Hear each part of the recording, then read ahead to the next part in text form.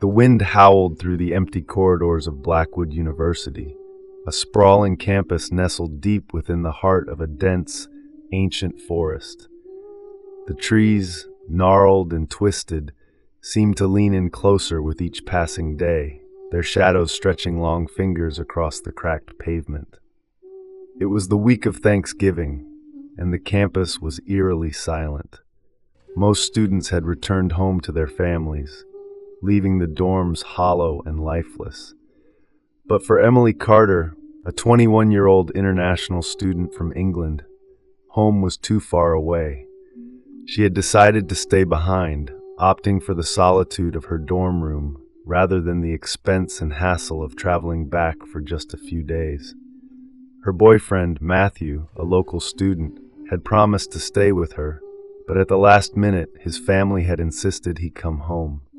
Reluctantly, he had left, leaving Emily alone in the desolate dormitory. The first night was uneventful, though the silence was unnerving. Emily had always been a rational person, dismissing ghost stories and urban legends as nothing more than tales to scare freshmen. But as the days passed, the atmosphere began to shift. The dorm, once a place of comfort, now felt oppressive. The lights flickered intermittently, and the heating system groaned as if it were alive. Emily tried to brush it off, attributing it to the aging infrastructure of the building. But then the noises started. It began with a faint tapping on her window late at night. At first, she thought it was the branches of the tree outside, scraping against the glass. But the tapping was rhythmic, deliberate. She pulled the curtains aside, her breath fogging up the cold pane, but there was nothing there, just the endless darkness of the forest beyond.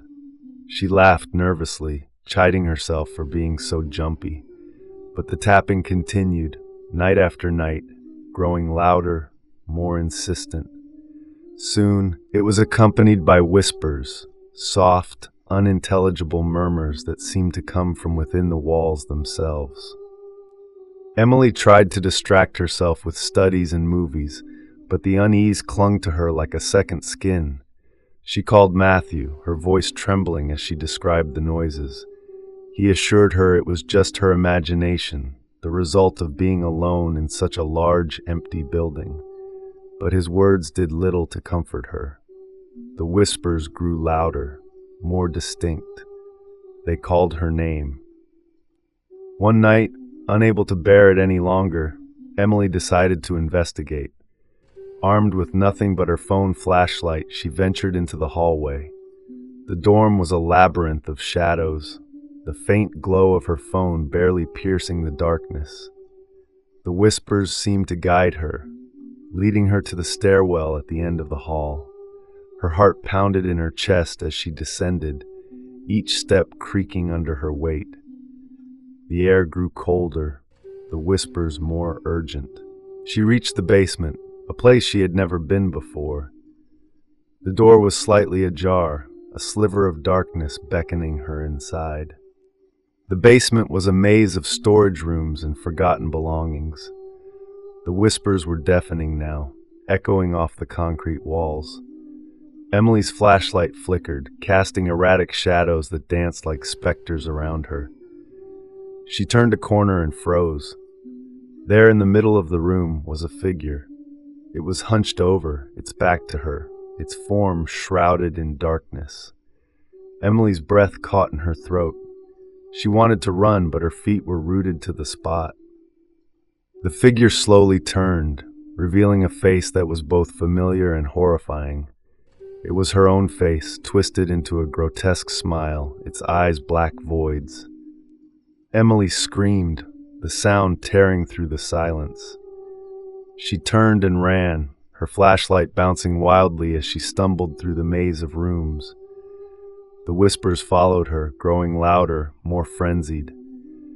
She could hear footsteps behind her, heavy and deliberate. She burst through the basement door and sprinted up the stairs, her lungs burning. She didn't stop until she reached her room, slamming the door shut and locking it behind her. She collapsed onto the floor. sobbing uncontrollably. The next morning, Emily tried to convince herself it had been a nightmare, a product of her overactive imagination. But the memory of that twisted face haunted her. She decided to leave the dorm, to find a hotel or anywhere else to stay. But as she packed her bags, she noticed something strange. Her belongings were not as she had left them. Her clothes were folded in a way she never folded them. Her books stacked in an order she didn't recognize. And then she saw it, a note, written in her own handwriting, but she had no memory of writing it. It read, "You can't leave, you belong here."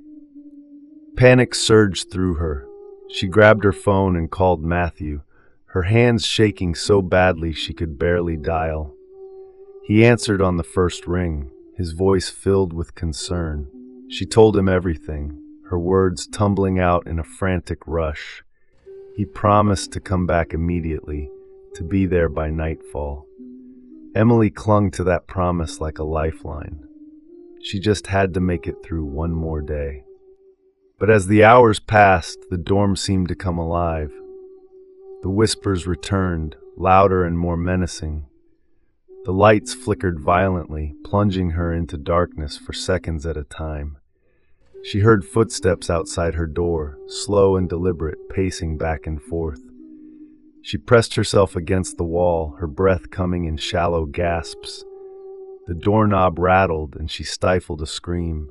The footsteps moved away, but the relief was short-lived. Her phone buzzed, and she nearly dropped it in her haste to answer. It was Matthew. He was on his way, he said, but there was something wrong with his car. He was stuck on the side of the road, miles from campus. He told her to stay put, to lock the doors and wait for him. Emily's heart sank. She was alone, truly alone. The whispers grew louder, more insistent. They were no longer just whispers. They were voices, chanting her name. She could feel them in her mind, clawing at her thoughts. She covered her ears, but it did nothing to block them out. The lights went out completely, plunging the room into darkness. She fumbled for her phone, but the screen was black, unresponsive. The door creaked open, and she could hear something moving inside the room. She could feel its presence, cold and malevolent, drawing closer. She backed into the corner, her body trembling. And then she saw it, a shadow, darker than the surrounding blackness, moving toward her. It reached out, its fingers long and skeletal, and she screamed. The next morning, Matthew arrived at the dorm, his face pale with worry. He had managed to fix his car and had driven through the night to reach her. But when he entered her room, it was empty. The bed was neatly made, the floor spotless. There was no sign of Emily. He called her name, his voice echoing through the empty halls. He searched the entire dorm, but she was nowhere to be found. As he was about to leave, he noticed something on the desk. A note, written in Emily's handwriting. It read, "I'm still here." Matthew's blood ran cold. He turned to leave, but the door slammed shut behind him. The whispers began, soft at first, then growing louder, more insistent. He could feel them in his mind, clawing at his thoughts. The lights flickered, and he saw her, Emily, standing in the corner of the room, her face twisted into that same grotesque smile. She reached out to him, her fingers long and skeletal, and he screamed. The dorm was silent once more, the whispers gone. But if you listen closely late at night, you can still hear them. Soft, unintelligible murmurs calling your name. And if you're brave enough to venture into the basement, you might just see them. Emily and Matthew, their faces twisted into grotesque smiles, their eyes black voids. They're still there, waiting for you to join them. Because once you enter Blackwood University, you can never leave. You belong here. If you enjoyed this spine-chilling tale of Emily and Matthew, don't forget to hit that like button, subscribe to the channel, and ring the notification bell so you never miss a story. And remember, the next time you find yourself alone in the dark, Listen closely. You might just hear the whispers calling your name. Until next time, stay safe and sleep with the lights on.